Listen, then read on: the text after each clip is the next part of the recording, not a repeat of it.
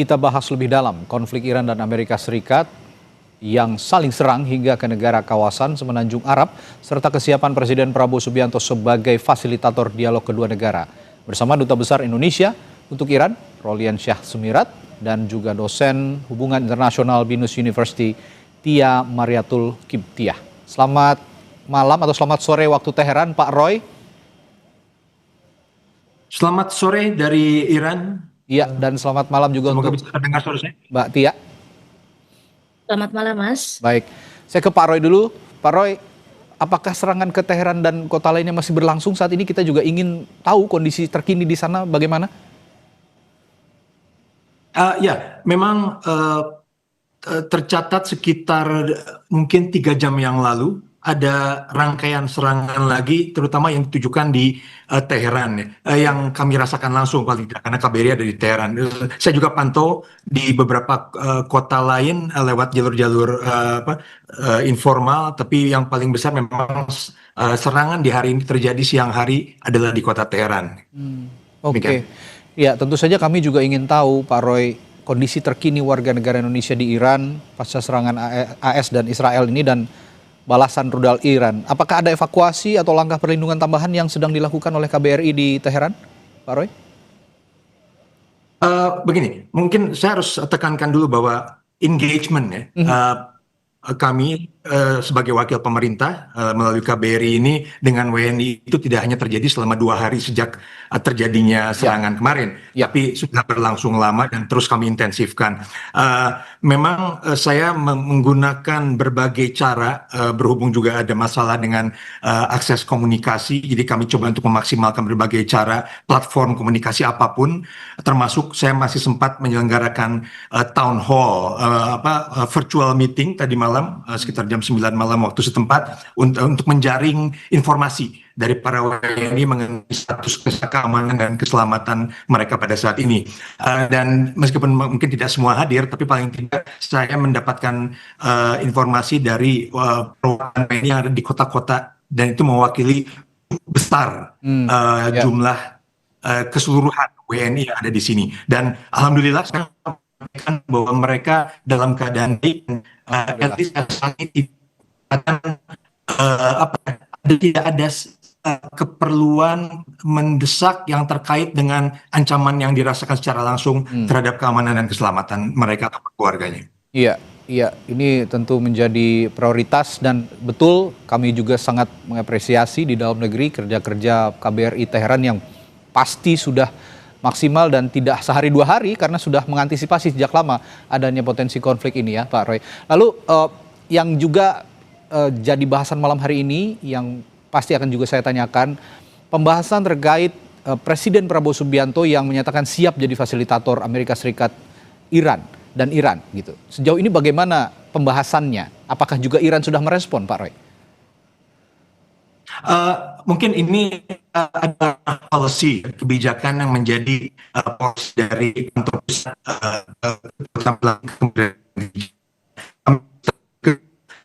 terkait dengan penyampaian message utama yang akan disampaikan terkait dengan kesediaan dari Bapak Presiden untuk hadir ke Teheran apabila diperlukan dan untuk memfasilitasi dialog untuk menciptakan atau membangun kembali situasi yang kondusif untuk perdamaian seperti yang disampaikan di Twitter atau X account-nya Kementerian Luar Negeri. Jadi saya masih standby dan mungkin secara lengkapnya akan disampaikan secara langsung oleh juru bicara Kementerian Luar Negeri. Oke, artinya sekarang masih menunggu respons begitu ya dari Iran, Pak Roy ya. Tapi sejauh ini niat baik ini tentu saja akan tersampaikan langsung nanti ke pemerintah Iran melalui juga perwakilan pemerintah Indonesia yang ada di Iran. Saya ke Mbak Tia terlebih dahulu. Mbak Tia, sebenarnya kalau menurut perspektif Anda, akar penyebab eskalasi konflik ini pada serangan Juni 2025 hingga puncaknya Februari 2026, apakah ini murni soal program nuklir Iran atau ada faktor lain seperti misalnya perubahan politik di Amerika Serikat pasca Donald Trump berkuasa di Amerika Serikat? Dua-duanya, Mas. Saya pikir ini karena adanya deadlock ketika ada perundingan di Jenewa, Swiss ya. Itu kan pertama di Oman, kemudian tidak ketemu keduanya dalam perundingan tersebut, kemudian dilanjutkan di Jenewa SIS. Kita berharap ketika di Jenewa itu ada titik temu, tidak deadlock seperti di Oman, tapi ternyata titik temu itu tidak ditemukan, terutama dalam masalah pengayaan uranium. Yang pertama, yang kedua adalah kemampuan Iran dalam membuat rudal balistik. Saya melihat ini ada seperti provokasi dari pihak Israel.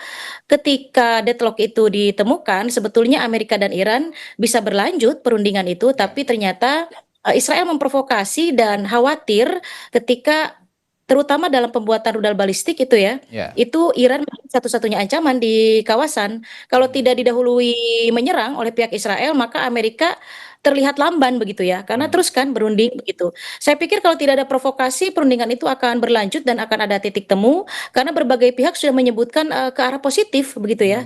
Tapi ketika serangan terjadi di Israel, Ya. keluar statement dari Donald Trump, akhirnya menjadi tension yang cukup panas di kawasan. Ya, ketika kemarin juga ya beberapa waktu yang lalu kita ketahui ada gejolak di internal negara Iran begitu ya, bagaimana aksi unjuk rasa besar-besaran yang terjadi di Iran ini juga menjadi contoh bahwa adanya provokasi di dalam negeri di Teheran sana, di Iran terutama ya. Dan kita dengar saya juga melihatnya ke arah sana. ya ada aksi-aksi gerilya dari agen Mossad sepertinya kalau yang dikatakan oleh sejumlah pihak. Kita juga lihat bagaimana ketersediaan atau maksud kami kesediaan Presiden Prabowo Subianto yang ingin jadi fasilitator dialog. Ini juga sebenarnya langkah positif sebagai negara Muslim terbesar di Asia bahkan di dunia begitu ya. Ini bagaimana Anda melihat langkah ini di tengah konflik Amerika Serikat dan Iran, Mbak Tia? Ya, saya melihat agak berbeda dengan Pak Dubes Pak Sumirat ini ya. Oke. Saya melihat bahwa langkah beliau dalam hal ini belum saatnya, karena posisi Iran juga sekarang dengan terbunuhnya Ayatollah Ali Khamenei, mereka juga membutuhkan untuk perubahan pemerintahan, apalagi ada statement dari Amerika Serikat akan membentuk pemerintahan Iran begitu ya, mengintervensi persoalan politik domestik Iran dan akan memberikan satu pemimpin ala Amerika. Ini nggak bisa. Jelas ini menyalahi international law begitu ya. Dan Iran saat ini sedang sibuk untuk menentukan siapa pengganti Ayatollah Ali Khamenei. Dalam Iran ada sistem vilayat al-faqih, yaitu kekuasaan tertinggi tetap di tangan mullah. Artinya tidak bisa Amerika mengintervensi kemudian membuat satu sistem baru ala Amerika. Ya. Nggak bisa, apalagi Reza Pahlavi juga berkomentar tiba-tiba ingin masuk, nggak bisa. Jadi memang ini sudah ada 4 kandidat saya melihat, dan kita tidak tahu apakah putra dari Ayatollah Ali Khamenei atau dari Ali Reza yang akan menggantikan posisi Ayatollah. Jadi tetap sistemnya adalah wilayat al-faqih. Jadi sistem politik tetap di tangan mullah, tidak akan tergantikan. Jadi mereka akan sibuk di situ dulu. Sebaiknya Pak Presiden, ya saya melihat menyarankan, merekomendasikan untuk stay, untuk tidak memberikan komen dulu, dan saya pikir itu akan lebih baik untuk persoalan politik domestik Iran. Baik, Pak Roy tadi di awal sinyal Bapak agak tersendat begitu, agak terputus-putus, mungkin sudah menjawab, tapi saya akan tanyakan kembali, mungkin tadi sudah dijawab, bisa dijelaskan kembali apakah ini sebenarnya sudah ada respons dari pemerintah Iran secara khusus terhadap pernyataan Presiden Republik Indonesia yang ingin menjadi fasilitator ini, Pak Roy? Begini, kami dalam hal ini KBRI merupakan implementator ya dari kebijakan polisi yang diambil di kantor pusat. Jadi kami pun masih standby masih standby posisi. Mendapatkan arahan lebih lanjut dari kantor pusat mengenai usulan presiden ini dan message utama yang perlu disampaikan secara resmi. Meskipun setahu saya bahkan pada saat bersama pada ini kami sebuah telepon antara Bapak Menteri Luar Negeri Indonesia dengan Menteri Luar Negeri Iran, sehingga masih berproses lebih lanjut. Posisinya masih standby, tapi tadi kata Mbak Tia lebih baik hold dulu gitu ya, jangan bertindak terlebih dahulu sehingga penyelesaian internal negara Iran juga bisa dikembangkan terlebih dahulu, baru kita mengambil sikap. Nanti juga saya akan tanyakan soal itu responsnya untuk bersikap standby dulu begitu ya. Sebenarnya masih sejalan ya dengan posisi saat ini, masih standby, jadi tidak memberikan pernyataan dulu. Tapi akan saya tanyakan juga bagaimana jika nanti ke depannya Indonesia punya posisi sentral juga untuk menengahi konflik yang terjadi antara Amerika Serikat dan Iran, dan yang terlebih tadi ada Israel yang jadi bumbu konflik ini di tengah-tengah konflik Amerika Serikat dan Iran. Sesaat lagi kami akan bahas hal ini di Sapa Indonesia Malam. Iran membalas serangan Amerika Serikat dan Israel ke sejumlah basis militer AS di Timur Tengah. Sebelumnya, Sabtu lalu Iran menyerang kota Manama, Bahrain, tempat markas komando kelima Amerika Serikat. Asap tebal membumbung di sekitar gedung hotel di Manama akibat serangan tersebut. Markas komando kelima AS di Bahrain berperan mengamankan jalur pelayaran di sekitar Timur Tengah yang kaya minyak. Iran juga melancarkan serangan balasan ke Uni Emirat Arab. Pertahanan Uni Emirat Arab sempat mencegat sejumlah rudal Iran di langit Abu Dhabi Sabtu lalu. Iran juga menembakkan sejumlah rudal ke Qatar. Beberapa di antaranya sempat ditahan oleh militer Qatar. Tapi Garda Revolusi Islam Iran mengklaim serangan rudal dan drone mereka menghantam pangkalan militer AS di Qatar. Iran menyatakan telah menembakkan rudal dan drone ke Israel serta 14 basis militer Amerika Serikat sebagai serangan balasan. Juru bicara militer Iran Ebrahim Zolfakhori menyebut respons Iran cepat dan tepat menimbulkan korban di pasukan musuh.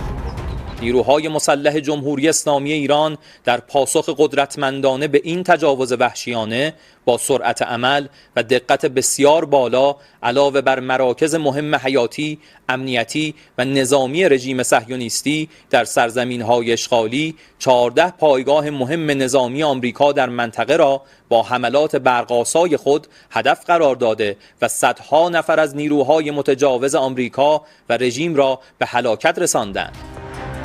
Garda Revolusi Islam Iran mengonfirmasi telah meluncurkan gelombang ketiga dan gelombang keempat operasi drone dan rudal yang lebih canggih terhadap Israel dan pangkalan AS di Semenanjung Arab. Iran juga mengklaim telah melancarkan gelombang kelima serangan balasan menargetkan kapal perang AS yang mengangkut amunisi di pelabuhan Jebel Ali di Uni Emirat Arab. Ya, kita masih berdiskusi dengan Duta Besar berkuasa penuh Indonesia di Iran, Pak Roy Sumirat, dan juga Mbak Tia dari Binus University. Tadi Mbak Tia mengatakan, Pak Roy, bahwa sekarang sebaiknya, meskipun tadi Pak Roy sudah menyatakan ya sekarang belum bersikap apa-apa, juga belum menyampaikan apapun begitu ke pemerintah Iran, namun jangan dulu menyampaikan sikap apapun di tengah konflik Iran dan Amerika Serikat. Ada tanggapan soal ini, Pak Roy? Ya, mungkin nanti secara lengkapnya mengenai kebijakan pemerintah Indonesia, terutama dalam Polugri, akan disampaikan oleh juru bicara Kementerian Luar Negeri. Tapi dalam hal ini mungkin saya bisa menekankan bahwa pada prinsipnya pemerintah Indonesia akan selalu menyediakan diri untuk melakukan apapun yang sekiranya dapat memberikan kontribusi positif terhadap situasi konflik dimanapun. Apalagi Indonesia menganggap bahwa mungkin pada saat ini Indonesia relatif memiliki keuntungan dalam bentuk hubungan baik dengan terutama dalam hal ini Amerika dan Iran, sehingga akan akan disayangkan apabila Indonesia tidak membuat diri kita ini available, not make ourselves available ketika ada peluang untuk mencoba mempertemukan, memfasilitasi. Perkara apakah itu akan diterima apa tidak itu kan belakangan. Itu kan masalah kesediaan dari pihak-pihak yang terkait juga. Tapi again ini masalah policy handle oleh kantor pusat dari Kementerian Luar Negeri di Jakarta. Ya, ini akan ditindaklanjuti dari dalam negeri ya di Jakarta begitu. Nanti bagaimana kondisi yang terjadi, saya juga ingin tanyakan ke Pak Roy, reaksi warga Iran setelah pemimpin pemimpin tertinggi Iran Ayatollah Khamenei tewas. Saya melihat di berita-berita begitu konon terpecah, ada yang pro dengan kematian Ayatollah, ada juga yang kontra dengan kematian Ayatollah. Bagaimana reaksi warga Iran sejauh ini, Pak Roy?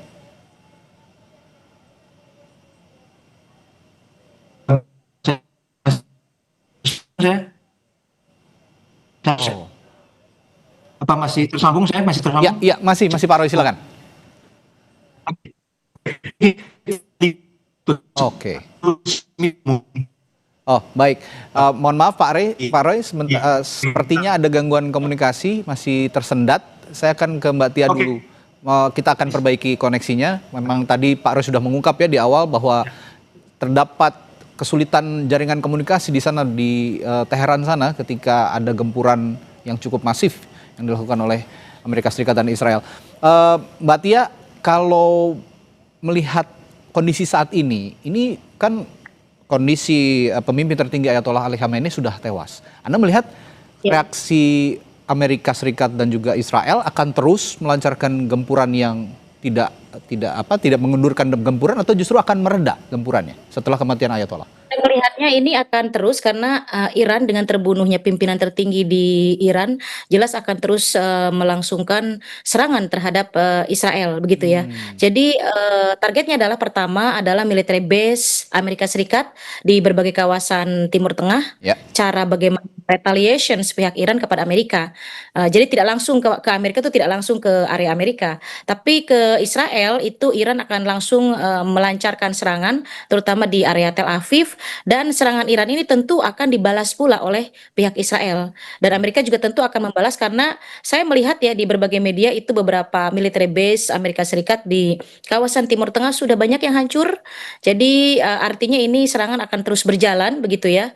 Dan kita melihat bahwa ke depan memang saya melihatnya bahwa hanya Trump yang bisa menghentikan ini. Jika Amerika Serikat di bawah Trump administrations cukup bisa menahan diri, saya pikir ini akan selesai. Karena dulu juga pernah kan Iran menyerang Tel Aviv, kemudian Trump memberikan statement supaya Iran menstop, Israel menstop, akhirnya mereka melakukan apa namanya seperti ceasefire begitu ya.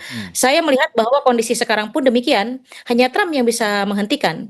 Jika Oke. Trump itu stop serangan Iran terhadap Israel dan Israel juga diminta untuk menstop dengan deal-deal tertentu, saya pikir tensi ini akan menurun. Tapi jika Trump justru terus melancarkan serangan, itu serangan seperti ini akan terus naik, Mas Radi. Baik, Pak Roy sudah bisa terhubung kembali ya Pak Roy? Oke, Baik, Pak jadi Roy gini, silakan memang diteruskan. berita mengenai meninggalnya pemimpin tertinggi Ayatollah Khamenei itu sebenarnya sudah mulai berseliweran ya di kalangan masyarakat Iran itu sejak tengah malam. Tapi Oke. memang tidak ada berita yang confirm dan dari situ memang saya tidak menyebutnya sebagai terpecah karena bagaimanapun saya pikir kita tidak pada tempatnya untuk menilai bagaimana masyarakat Iran sekarang. Saya hanya bisa menyampaikan bahwa memang ada beberapa reaksi yang berbeda dari beberapa kalangan mengenai pemberitaan tersebut. Dan yang pasti pasca jam 5 pagi ketika pemerintah secara resmi Ya. menyampaikan informasi mengenai meninggalnya pemimpin tertinggi, memang pemerintah secara resmi langsung menyampaikan akan ada 7 hari libur nasional diikuti dengan 40 hari berkabut nasional dan ada artikel ada yang saya saksikan sendiri itu banyak ada ribuan warga yang turun ke jalan untuk menyatakan bela sungkawanya. Jadi memang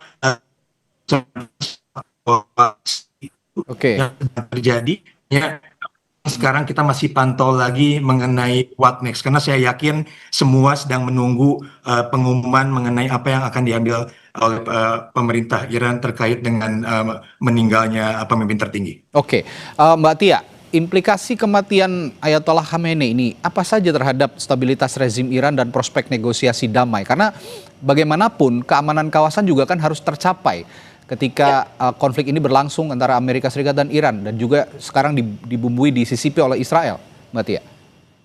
Ya, kalau pihak Iran segera merundingkan siapa penggantinya Ayatollah Ali Khamenei, itu tidak akan lama sepertinya stabilitas domestik politik Iran akan segera membaik. Tapi jika sedikit lama, khawatirnya ini diambil alih begitu ya, karena kan Presiden Trump sudah memberikan statement kalau misalnya mereka akan mengambil alih dan akan membuat pemimpin sendiri ala Amerika begitu. Jadi ini memang harus gerak cepat. Bagaimana Ayatollah Ali Khamenei segera digantikan, kemudian struktur-struktur lain, karena memang yang terbunuh tidak hanya beliau begitu ya. Banyak dari pimpinan Iran itu juga harus segera digantikan sehingga establish dengan segera begitu. Dan mungkin ini harus dilanjutkan perundingan kembali, masing-masing harus sedikit melonggarkan keinginan masing-masing begitu ya. Terutama dalam hal ini Amerika Serikat jangan terprovokasi karena memang Israel merasa Iran satu-satunya ancaman di kawasan. Kalau Amerika bisa sedikit longgar dan tidak menggubris keinginan Netanyahu, saya pikir semuanya akan berjalan baik begitu antara Iran dengan Amerika Serikat dalam deal nuklir begitu, Mas. Baik, saya beranjak ke kabar penutupan Selat Hormuz oleh Garda Revolusi Iran, Navy-nya ya, Navy Garda Revolusi Iran yang kabarnya sudah juga dilakukan. Betul begitu Pak Roy, dan bagaimana dampaknya sebenarnya terhadap warga Iran sendiri yang saat ini juga mengandalkan pasokan-pasokan yang masuknya mayoritas sepertinya dari Selat Hormuz begitu? Begini, mungkin untuk keadaan di kota-kota lain di luar kota Teheran juga mungkin saya memiliki keterbatasan informasi karena saya tidak memiliki akses langsung untuk melakukan verifikasi. Tapi yang pasti memang ada pengumuman resmi dari pihak pemerintah mengenai penutupan Selat Hormuz dan mereka akan mengambil langkah apapun untuk menjaga agar selat itu tetap ditutup sampai mereka suasana kondusif untuk negaranya. Ada pengumuman resmi. Jadi kita berpegang pada itu saja. Mengenai dampak, mungkin saya pikir saya tidak dalam posisi atau tidak punya luxury untuk menyampaikan academic thinking ya. Jadi saya cuma bisa menyampaikan hal yang bersifat faktual aja dulu ya. Faktual saja, tapi kabar itu sudah didengar begitu ya oleh masyarakat di Iran bahwa Selat Hormuz saat ini memang sudah ditutup. Ada pengumuman resmi. Ada pengumuman resmi. Ada pengumuman resmi. Tapi kalau kondisi sehari-hari di sana, masyarakat Iran sendiri yang Bapak ketahui, setidaknya di Teheran, bagaimana? Terlebih saat ini bulan Ramadan sedang beribadah puasa begitu Pak? Sebenarnya sebelum terjadinya serangan pertama kali di Sabtu pagi, itu relatif sebetulnya bisnis as usual ya, dan jangan lupa bahwa Sabtu dan Minggu di kami itu hari kerja ya di Iran itu. Hanya ketika mulai jam setengah 10 pagi hari Sabtu mulai terjadi serangan, sempat terjadi kepanikan, ada beberapa kemacetan di kota Teheran, terutama karena orang-orang pulang kerja lebih awal untuk bergabung dengan keluarganya mencari aman di rumahnya masing-masing. Tapi sesudah itu relatif kota memang tenang dan kosong karena juga ada beberapa mungkin penduduk kota Teheran yang memutuskan untuk mengungsi keluar kota untuk sementara. Hari ini karena sudah dinyatakan sebagai hari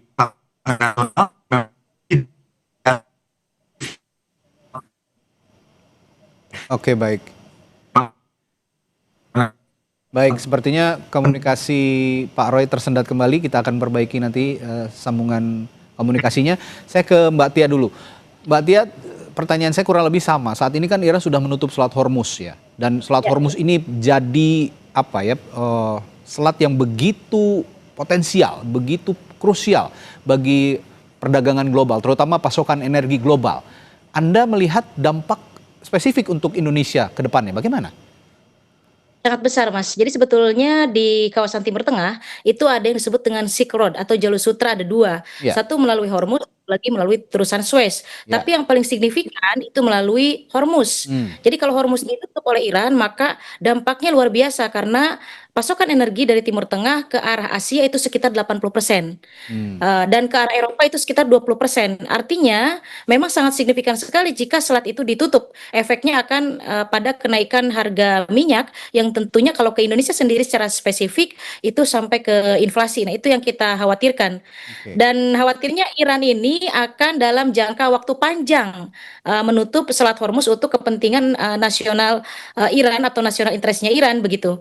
Tapi sebenarnya begini Mas, Hormuz itu sebetulnya kerugiannya bukan hanya untuk Asia, untuk Southeast Asia, untuk Eropa, tapi juga Iran sendiri kalau dalam waktu panjang menutup Selat Hormuz itu akan memberikan dampak ekonomi terhadap diri Iran sendiri. Oke, ini yang harus juga diantisipasi begitu ya untuk Iran sendiri. Jangan sampai mereka juga pasokannya juga terbatas untuk masyarakatnya. Terakhir saya ke Pak Roy, ada imbauan khusus Pak Roy dari KBRI di Teheran untuk masyarakat Indonesia yang ada di sana. Singkat saja Pak Roy. Yang pasti memang kami terus engage dengan semua WNI yang ada di Iran. Terakhir kali sekitar tadi malam jam 9 malam saya masih sempat melakukan virtual meeting dengan WNI yang ada di Iran sekitar 329 totalnya. Meskipun tadi malam tidak semua ikut, tapi saya bisa mendapatkan sampel dari tokoh-tokoh masyarakat di berbagai kota. Sampai sekarang mereka menyatakan bahwa mereka tidak mendapatkan ancaman direct terhadap keamanan dan keselamatan dirinya, dan semoga kita harapkan masih seperti itu. Kita akan tetap melakukan komunikasi untuk terus melakukan asesmen terbaik. Apa yang bisa kami lakukan terbaik untuk melindungi para WNI yang berada di wilayah Iran.